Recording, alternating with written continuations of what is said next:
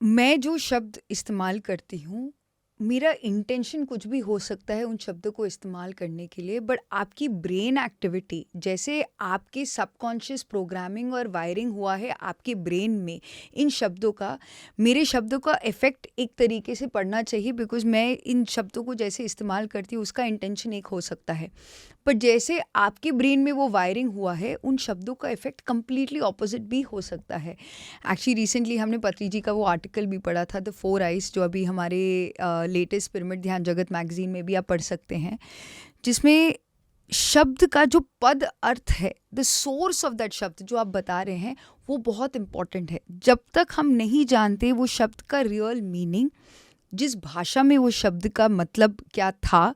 Versus उस शब्द का प्रयोग किस कॉन्टेक्स्ट में किया गया है। इनफैक्ट जिस इमोशन से भी जो हम शब्द का प्रयोग करते हैं, उसका भी जो इंटेंडेड इफेक्ट है वो ट्रांसमिट नहीं हो पाता, बिकॉज हर वर्ड के पीछे जो ब्रेन एक्टिविटी में जो सिमुलेशन होता है, वो सब हमारे थॉट्स, हमें लगता है कि हमारे थॉट्स हमारे न्यूरल सेल पाथवेज को वायरिंग करते हैं। एंड दैट्स व्हाट हमने पॉपुलर साइंसेज में, जो आजकल मेटाफिजिक्स में जो लेटेस्ट न्यूरोप्लास्टिसिटी का मैपिंग भी हो रहा है, वो यही बताते हैं, your thoughts actually trigger a neural pathway inside your brain. वो एक फायर करते हैं न्यूरॉन्स एक साथ और वो एक न्यूरल पाथवे बन जाता है। बट उन थॉट्स को भी ट्रिगर करने वाली जो चीज़ है, जो हमारे डीप सबकॉन्शियस पैटर्न्स में वो इनग्रेन्ड है, वो है हमारे words. Source of words actually दो पार्ट्स में हम रिसीव करते हैं।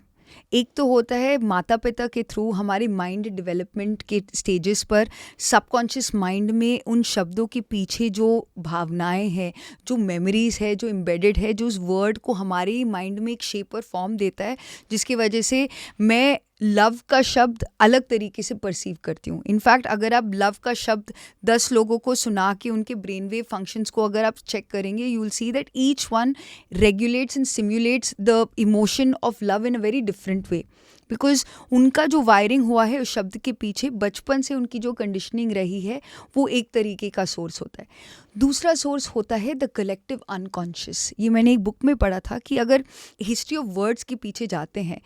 तो पहले आदिवासी लोग एक दूसरे के साथ साउंड्स के थ्रू कम्युनिकेट करते थे, और फिर धीरे धीरे धीरे धीरे धीरे they started to develop in the form of words.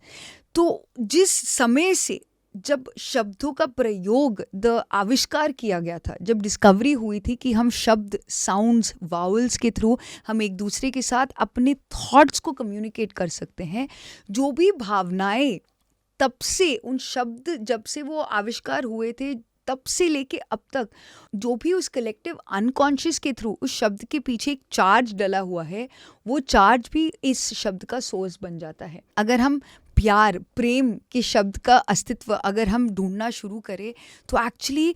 In the collective unconscious ये प्रेम, लव का जो शब्द है, इसमें बहुत गहरे इमोशंस है, जिसको अगर आप एक्सप्रेस किसी और शब्द में भी करना चाहो, वो कभी भी इक्विवेलेंट नहीं होगा। प्रेम प्रेम ही है, और हर एक को प्रेम का जो भावना है वो अलग तरीके से अपने अपने ढंग से वो अनुभव करता है।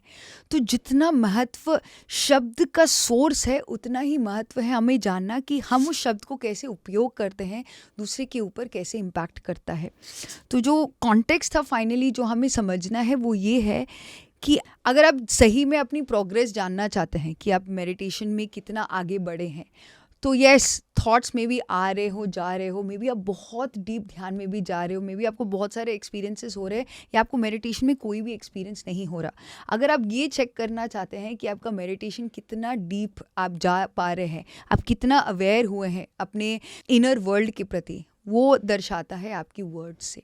आपके पास कितना कंट्रोल है आप सही शब्द का प्रयोग करने का, सही समय पे शब्द बोलने का, वो सारी चीज़ें आपकी वाक क्षेत्र से ही पता लगता है।